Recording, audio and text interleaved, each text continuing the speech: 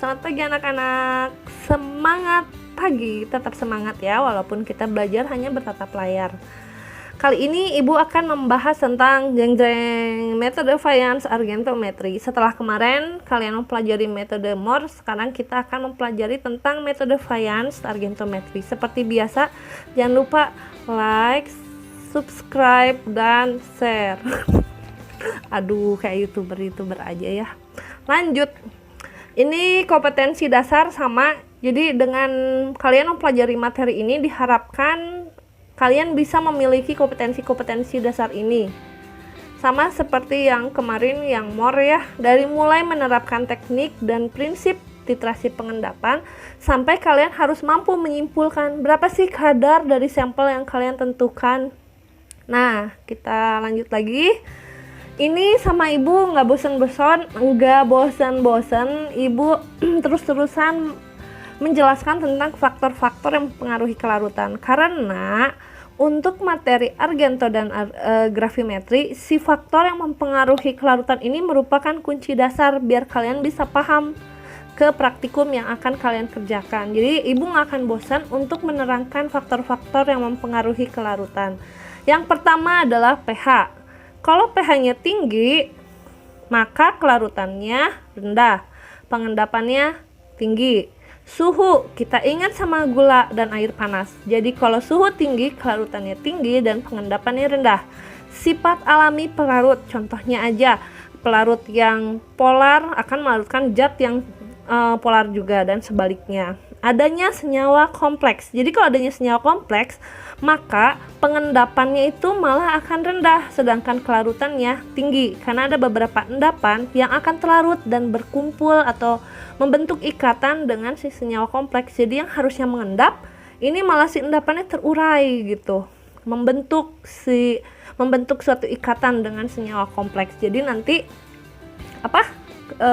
endapannya berkurang, kelarutannya tinggi. Kemudian adanya hidrolisis. Adanya hidrolisis berarti si kelarutannya akan rendah dan pengendapannya tinggi. Dan juga adanya efek ion sejenis. Jadi kalau ada ion sejenis, maka kelarutannya rendah dan pengendapannya tinggi.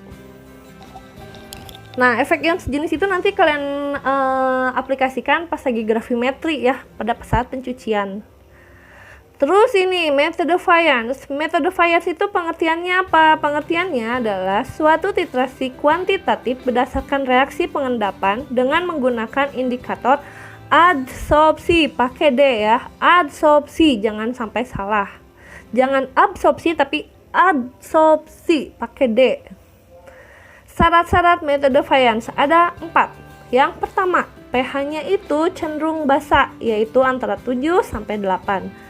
Kalau pH lebih besar dari 8 alias basa, berarti kalian ingat, oh basa, ada OH-nya. Kalau ada OH-, maka akan terjadi pengendapan. Pengendapan siapa? Si Ag-nya. Ini kan judulnya argentometri. Berarti zat yang digunakannya Ag. Ag-nya bereaksi dengan OH menjadi AgOH, di mana AgOH-nya itu tidak stabil kan, terurai lagi menjadi Ag2O. Kemudian kalau pH-nya lebih kecil dari 7, maka sama, tidak akan terbentuk Ta. Lanjut ke sampel. Syaratnya itu metode Fayence itu hanya digunakan untuk beberapa sampel ion ini aja. Yang pertama Cl, F, fluor, Br, SCN, tiosianat, I atau iodida, Ag atau argentum. Jadi Ag ini bisa juga digunakan ditentukan dengan metode Fayence, tapi pakai teknik titrasi balik atau kembali ya. Terus sulfat SO4 2-, Pb timbal, dan juga Hg atau merkuri itu bisa ditentukan dengan metode Fayence. Terus yang keempat, indikator yang digunakannya itu adalah indikator adsorpsi, pakai D ya. Kemudian tekniknya itu merupakan titrasi langsung. Jadi nanti si sampel ditambahkan dengan indikator langsung aja dititrasi. Halo, selamat pagi anak-anak. Semangat pagi, tetap semangat ya walaupun kita belajar hanya bertatap layar. Kali ini Ibu akan membahas tentang jeng-jeng metode Fayence argentometri. Setelah kemarin kalian mempelajari metode Mohr, sekarang kita akan mempelajari tentang metode Fayence argentometri. Seperti biasa, jangan lupa like, subscribe, dan share. Aduh, kayak YouTuber aja ya. Lanjut. Ini kompetensi dasar sama. Jadi dengan kalian mempelajari materi ini diharapkan kalian bisa memiliki kompetensi-kompetensi dasar ini. Sama seperti yang kemarin yang Mohr ya, dari mulai menerapkan teknik dan prinsip titrasi pengendapan sampai kalian harus mampu menyimpulkan berapa sih kadar dari sampel yang kalian tentukan. Nah, kita lanjut lagi. Ini sama Ibu nggak bosan-bosan, Ibu terus-terusan menjelaskan tentang faktor-faktor yang mempengaruhi kelarutan. Karena untuk materi argento dan gravimetri, si faktor yang mempengaruhi kelarutan ini merupakan kunci dasar biar kalian bisa paham ke praktikum yang akan kalian kerjakan. Jadi Ibu nggak akan bosan untuk menerangkan faktor-faktor yang mempengaruhi kelarutan. Yang pertama adalah pH. Kalau pH-nya tinggi, maka kelarutannya rendah, pengendapannya tinggi. Suhu, kita ingat sama gula dan air panas. Jadi kalau suhu tinggi, kelarutannya tinggi dan pengendapannya rendah. Sifat alami pelarut, contohnya aja, pelarut yang polar akan melarutkan zat yang polar juga dan sebaliknya. Adanya senyawa kompleks. Jadi kalau adanya senyawa kompleks, maka pengendapannya itu malah akan rendah, sedangkan kelarutannya tinggi karena ada beberapa endapan yang akan terlarut dan berkumpul atau membentuk ikatan dengan si senyawa kompleks. Jadi yang harusnya mengendap, ini malah si endapannya terurai gitu, membentuk suatu ikatan dengan senyawa kompleks. Jadi nanti endapannya berkurang, kelarutannya tinggi. Kemudian adanya hidrolisis. Adanya hidrolisis berarti si kelarutannya akan rendah dan pengendapannya tinggi. Dan juga adanya efek ion sejenis. Jadi kalau ada ion sejenis, maka kelarutannya rendah dan pengendapannya tinggi. Nah, efek ion sejenis itu nanti kalian aplikasikan pas lagi gravimetri ya, pada saat pencucian. Terus ini metode Fayence. Metode Fayence itu pengertiannya apa? Pengertiannya adalah suatu titrasi kuantitatif berdasarkan reaksi pengendapan dengan menggunakan indikator adsorpsi, pakai D ya. Adsorpsi, jangan sampai salah. Jangan absorpsi tapi adsorpsi, pakai D. Syarat-syarat metode Fayence ada 4. Yang pertama, pH-nya itu cenderung basa, yaitu antara 7 sampai 8. Kalau pH lebih besar dari 8 alias basa, berarti kalian ingat, oh basa, ada OH-nya. Kalau ada OH-, maka akan terjadi pengendapan. Pengendapan siapa? Si Ag-nya. Ini kan judulnya argentometri. Berarti zat yang digunakannya Ag. Ag-nya bereaksi dengan OH menjadi AgOH, di mana AgOH-nya itu tidak stabil kan, terurai lagi menjadi Ag2O. Kemudian kalau pH-nya lebih kecil dari 7, maka sama, tidak akan terbentuk Ta. Lanjut ke sampel. Syaratnya itu metode Fayence itu hanya digunakan untuk beberapa sampel ion ini aja. Yang pertama Cl, F, fluor, Br, SCN, tiosianat, I atau iodida, Ag atau argentum.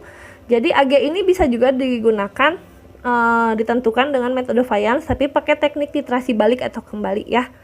Terus sulfat SO4 2-, Pb, timbal, dan juga Hg atau merkuri. Itu bisa ditentukan dengan metode Fayence. Terus yang keempat, indikator yang digunakannya itu adalah indikator adsorpsi, pakai D ya. Kemudian tekniknya itu merupakan titrasi langsung. Jadi nanti si sampel ditambahkan dengan indikator langsung aja dititrasi. Oke, kita lanjut lagi. Tadi udah Ibu jelaskan kan perbedaan adsorpsi dan juga absorpsi. Jadi ada perbedaan antara adsorpsi yang pakai D sama absorpsi. Apa perbedaannya, Bu? Sebentar. Nah, kalau adsorpsi, zat-zatnya itu hanya menempel di permukaan adsorbennya. Jadi, si zat-zatnya itu tuh hanya menempel di adsorbennya.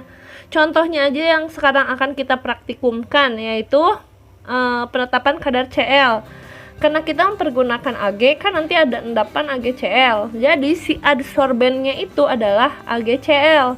Sedangkan zat yang menempel di AgCl-nya itu adalah indikatornya, yaitu fluorescein. Jadi nanti kita ibaratkan ini fluoresceinnya. Jadi si fluoresceinnya itu hanya menempel aja di endapan AgCl. Jadi nggak sampai masuk ke dalam.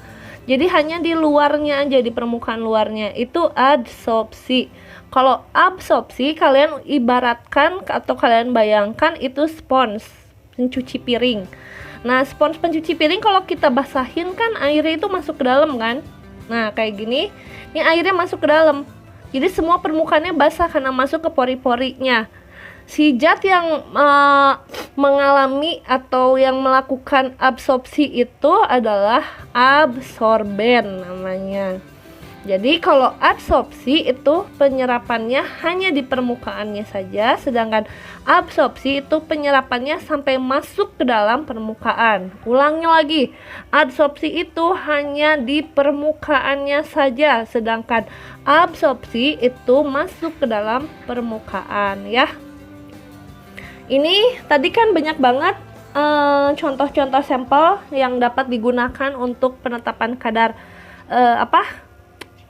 menggunakan metode Fayens. Setelah itu tuh tergantung dari indikatornya. Jadi kalau misalkan kita mau menentukan Cl, maka kita ada kemungkinan bisa mempergunakan indikator fluorescein, bisa juga mempergunakan diklorofluorescein. Sama-sama yang ada di buret itu Ag+ atau AgNO3. Tapi kondisinya berbeda. Kalau kita mempergunakan diklorofluorescein, itu pH-nya harus asam, biasanya dengan penambahan H2SO4 ya. Kalau enggak, kalau ini ya H2SO4, kalau enggak HNO3, tapi paling umum digunakan HNO3 sih, karena H2SO4 takutnya nanti Ag-nya bereaksi sama SO4 juga kan. Jadi biasanya yang dipakainya adalah HNO3. Kemudian bisa juga kalau kalian sampelnya Cl, kalian mempergunakan indikatornya fluorescein. Titratnya yang ada di buretnya Ag+, dan pH-nya netral, jadi nggak usah dikasih apa-apa gitu. Nah, biar lebih simpel pada praktikum kali ini, kalian akan menetapkan kadar Cl yang mempergunakan fluorescein, di mana pH-nya 7-8, jadi tidak perlu ada penambahan larutan asam. Jadi langsung aja kalian titrasi gitu. Nah, contoh lain, kalau misalkan ibu ngasih kalian sampel imin, maka menentukannya itu kalian mempergunakannya indikatornya adalah eosin. Yang ada di buretnya tetap AgNO3, tapi pH-nya harus dibuat 2, yaitu dengan penambahan HNO3, biasanya HNO3 ya. Kalau misalkan mau sulfat yang ditanyakannya atau yang dicarinya, maka kalian pakai torin, pH-nya 1,5 sampai 3,5, yang di buretnya Ba. Kalau misalkan kalian mau menentukan SCN atau tiosianat, maka indikatornya bromkesol. Titrannya yang ada di buretnya itu Ag tetap, tapi pH-nya harus asam mendekati basa, yaitu 4,5 ya. Dan seterusnya, baca aja. Ini indikator adsorpsi. Jadi apa itu indikator adsorpsi? Indikator adsorpsi adalah suatu asam lemah atau basa lemah organik yang mengadsorpsi permukaan suatu endapan sehingga menghasilkan suatu perubahan struktur dan juga perubahan warna. Jadi sekali lagi, indikator adsorpsi ini bisa berupa asam lemah atau basa lemah organik, garis bawahi organik, yang mengadsorpsi suatu endapan yang terbentuk sehingga si endapannya berubah warna atau berubah struktur. Titrasi ini menggunakan indikator adsorpsi karena biasanya reaksinya akan cepat, akurat, dan juga terpercaya. Tetapi penetapannya agak terbatas karena memerlukan endapan yang berbentuk koloid. yang juga harus terbentuk secara cepat. Sekali lagi, jadi kalau misalkan metode Fayens itu si endapannya itu harus berupa harus berupa endapan koloid. Jadi biasanya mah si endapannya koloid, indikator absorpsinya berupa ionik. Jadi dia bisa mengabsorpsi si koloidnya. Sekali lagi, endapannya koloid berupa koloid, sedangkan si indikator absorpsinya berupa ion atau senyawa ionik ya. Jadi senyawa ionik bertemu sama endapan yang berwujud atau berbentuk koloid gitu. Semua indikator absorpsi bersifat ionik, tadi udah Ibu jelaskan. Ini catat ya, harus kalian bold, harus kalian stabiloin. Jadi si indikator absorpsi itu harus bersifat ionik agar dapat terabsorpsi di permukaan endapan. Karena tadi sama Ibu dijelasin, nanti sama Ibu dijelasin mekanisme terbentuknya endapan sampai berubah warna. Nanti di sana bisa terjawab kenapa harus ionik gitu.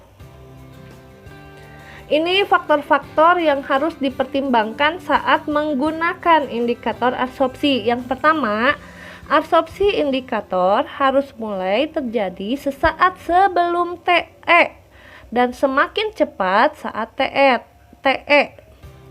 Jika terjadi penurunan endapan terhadap indikator, maka dapat diatasi dengan penambahan dekstrin. Jadi ulangi, si absorpsi indikator itu harus mulai terjadinya itu sebelum TE dan semakin cepat pada saat TE.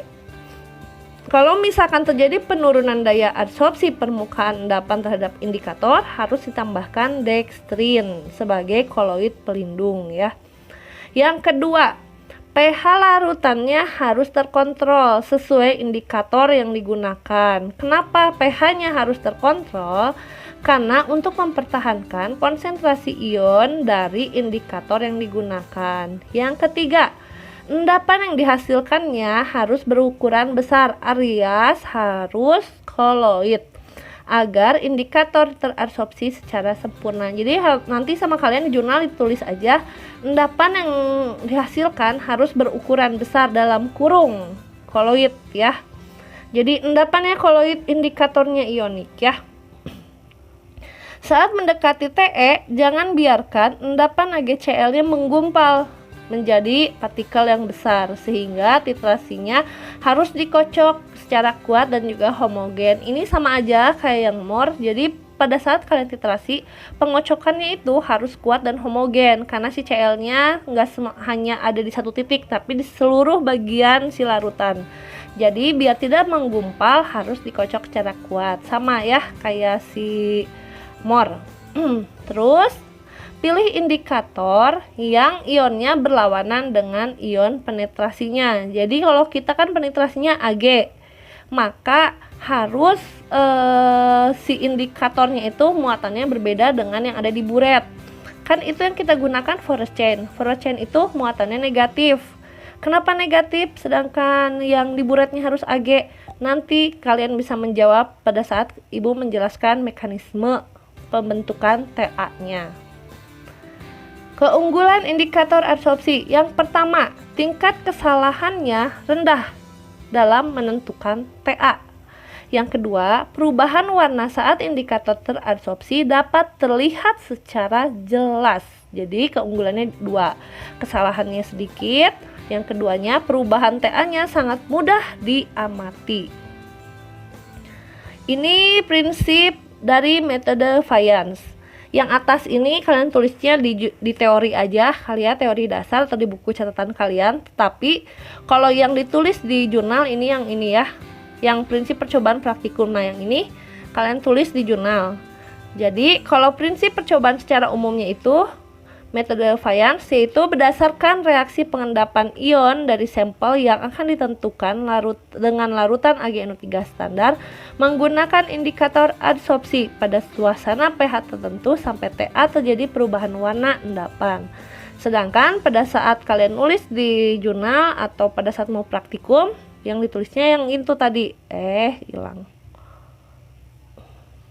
Nah, ini berdasarkan reaksi pengendapan Cl yang akan dititrasi dengan larutan AgNO3 standar menggunakan indikator fluorescen pada suasana netral yaitu 7 sampai 8.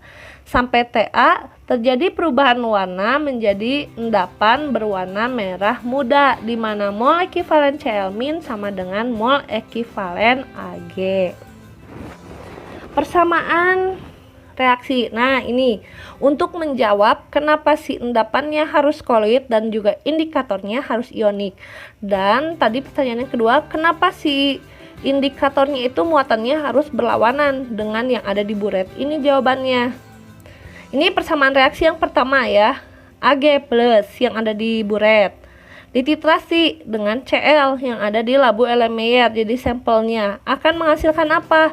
Menghasilkan AgCl yang mengikat Cl ditambah Ag plus. Ini maksudnya apa? Nah, si AgCl ini merupakan lapisan primer atau intinya gitu ya. Ini lapisan primer. Sedangkan Cl- ini muatannya negatif. Bu, kenapa di sini ada Cl? Kalau pertanyaannya gitu, maka untuk menjawabnya gini. Kalian bayangin aja, ini pada saat awal titrasi ya. Berarti Ag-nya itu kan bakal masih sedikit. Jadi Ag-nya sedikit, sedangkan cuman setetes 2 tetes gitulah. Sedangkan Cl- yang kalian pipet kan 25 mili atau 10 mili ya, tergantung guru pembimbingnya. Misalkan kita taruh aja 25 mili ya. Jadi nanti Ag-nya masih sedikit berapa tetes, si Cl-nya masih banyak. Jadi nanti si Ag akan berikatan dengan Cl membentuk AgCl dan mengikat Cl-. Jadi di sekitarnya tuh dikelilingin sama Cl- yang belum bereaksi sama si Ag. Jadi AgCl yang mengikat Cl- ini masih merupakan endapan koloid yang bermuatan negatif karena masih dikelilingin sama banyak Cl. Bayangkan habis itu. Setelah itu kalian mulai lagi kan, diterusin lagi titrasi. Ada keadaan di mana nanti semua si Cl- nya itu akan habis, berubah semuanya menjadi endapan koloid AgCl. Yaitu misalkan aja ini mah ya.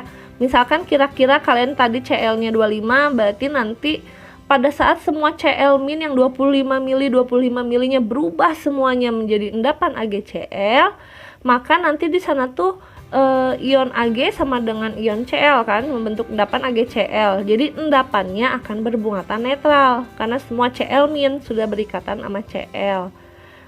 Semua Cl- sudah berikatan dengan Ag. Sorry, beribet. Jadi nanti di sana muatannya akan netral buat si endapan koloidnya itu pada saat Te. Jadi mol ekivalen Ag-nya sama dengan mol ekivalen dari si Cl. Kalian terusin lagi kan titrasi, itu kan belum Ta ya. Pada saat kalian terusin lagi titrasi, si AgCl-nya itu akan kelebihan 1 tetes dari Ag. Akan membuat si endapannya itu malah menjadi bermuatan positif. Kenapa bermuatan positif? Karena tadi dia kelebihan Ag yang dari buret kan. Jadi di sini AgCl mengikat Ag jadi bermuatan positif. Jadi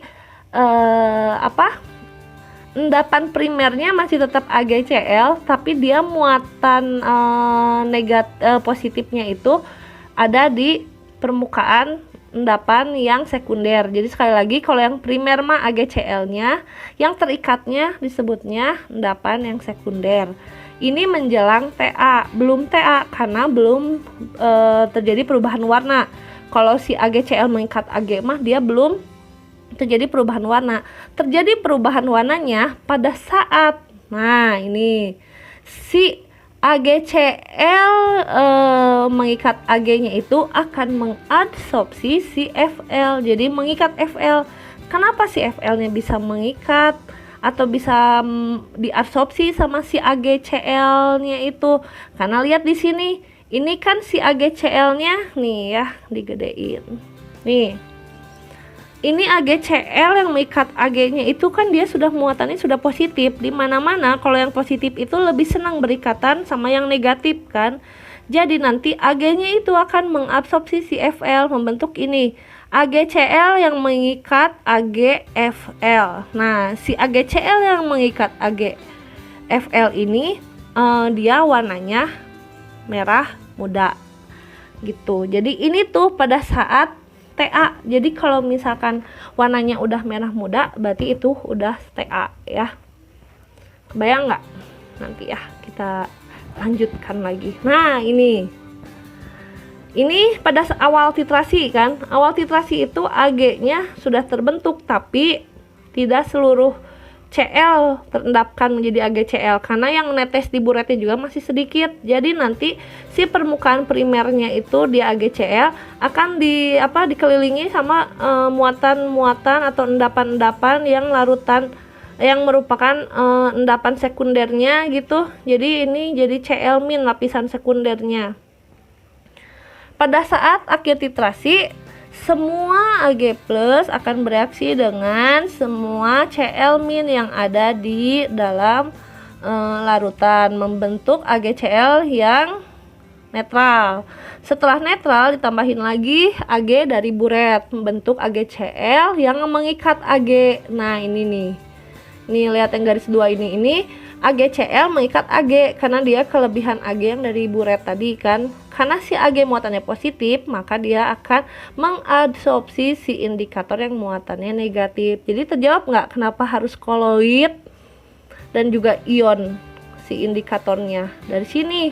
Jadi kenapa dia koloid? Umumnya koloid ini dia memiliki muatan. Jadi kalau misalkan dia sudah muatan si endapannya itu udah berlawanan sama si indikator, dia akan mengadsorpsi, dapat terabsorpsi. Jadi itu Ta-nya.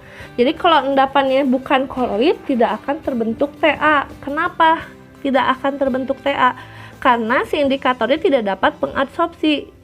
Jadi indikator itu dapat mengadsorpsi kalau permukaan endapan atau bentuk endapannya itu adalah koloid. Terus pertanyaan yang kedua, kenapa indikatornya itu yang digunakannya harus berlainan dengan atau berlawanan dengan yang ada di buret ini? Jawabannya ya. Jadi yang ada di buretnya tadi itu positif, sedangkan indikatornya negatif. Jadi biar mereka bisa terabsorpsi satu sama lain, maka atau bereaksi satu sama lain ya, maka si muatannya harus berbeda. Ya, jadi gitu. Tadi koloid harus endapannya bentuknya koloid, indikatornya bentuknya ionik. Dan si indikatornya itu muatannya harus beda dengan yang ada di buretnya. Ini tadi udah, nanti pusing kalau kebanyakan. Nah, ini tuh sama aja sih kayak gini. Jadi ini sebelum titik ekivalen si Ag-nya udah terbentuk sedikit banget. Cl-nya masih banyak banget. Ini yang ada di buret ya, ini bayangkan aja buret. AgCl udah terbentuk tapi Cl- nya belum seluruhnya bereaksi sama Ag. Ini sebelum titik ekivalen.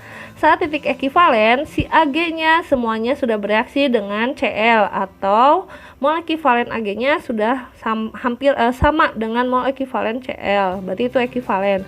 Kelebihan setetes aja Ag, maka si koloidnya yang asalnya ini netral, AgCl kan asalnya ini netral. Kelebihan sama Ag, kelebihan sedikit Ag, jadi si muatannya itu akan positif. Muatan koloid yang positif ini dapat dengan mudah mengadsorpsi indikator yang muatannya negatif. Nah, pada saat inilah akan terbentuk endapan yang berwarna merah muda. Ini bisa kalian bayangkan ya, ini kalau kalian praktek kayak gini. Yang pertama itu kalian tetesin dulu kan, nanti si fluorescen. Jadi kalau ditambahin fluorescen nanti larutannya akan seperti ini. Kenapa Bu warnanya hijau neon atau hijau kekuningan? Karena dari warna si fluorescennya itu warnanya hijau neon alias hijau kekuningan gitu. Pada saat titrasi awal-awal, nah ini larutannya menjadi kuning-kuning gitu, tapi ada putihnya. Kenapa ada putih? Nah, karena ada AgCl. Nah, pada saat Ta ini dia udah kelebihan si AgCl-nya yang asalnya muatannya netral, kelebihan setetes saja Ag akan membentuk endapan koloid yang bermuatan positif, mengikat si Fl atau indikator. Jadi berubah warnanya jadi kayak gini, warnanya pink. Lucu kayak ini. kayak susu ya, susu Indomilk. Ini fluorescent. Fluorescent ini kayak gini warnanya. Rumusnya nih ya. Rumus fluorescent itu C20H12O5. C20H12O5. Ini rumus fluorescent. Ini massa molarnya, titik leburnya, dan ini rumus kimianya. Fluorescent sendiri dalam larutan berwarna hijau kuning, tadi sudah dijelaskan, sehingga titik akhir dalam titrasi ini diketahui berdasarkan 3 perubahan. Yang pertama, endapan yang semulanya putih, ingat AgCl ya, endapannya menjadi merah muda, yaitu apa? AgCl yang mengikat AgFl. Dan endapannya kelihatan menggumpal. Jadi endapannya putih berubah jadi merah dan endapannya terlihat menggumpal. Terus larutan yang semulanya kuning hijau hampir tidak berwarna lagi, alias jernih warnanya. Larutan yang semula keruh menjadi jernih. Jadi ini indikasi sudah TA, tapi bisa dilihat dari yang syarat pertama aja. Indikasinya yang pertama ini aja, endapan putih berubah menjadi merah muda. Udah itu aja, itu udah TA berarti. Biasanya kalau misalkan didiamkan, ditaruh di atas meja gitu ya. Kalau dari posisi yang pertama ini, nanti ditaruh di atas meja juga dia akan berubah langsung jadi kayak gini, jadi larutan jernih. Ini prosedur fayans. Jadi, sampelnya 25 ml ditambahkan 5-10 tetes indikator fluorescent 5%, dititrasi oleh AgNO3 standar. Pada saat dititrasi, ini bisa dilihat warnanya ke kuning-kuningan gitu. Pasti tetesin sama Ag, ada yang putih-putihnya, berarti yang putih-putih keruhnya itu adalah AgCl. Jadi reaksinya masih yang ini. Ag ditambahin Cl menghasilkan AgCl yang mengikat Cl, ditambahin Ag. Kenapa Cl-nya ini di luar? Karena masih ada banyak Cl- yang belum bereaksi sama si Ag. Kemudian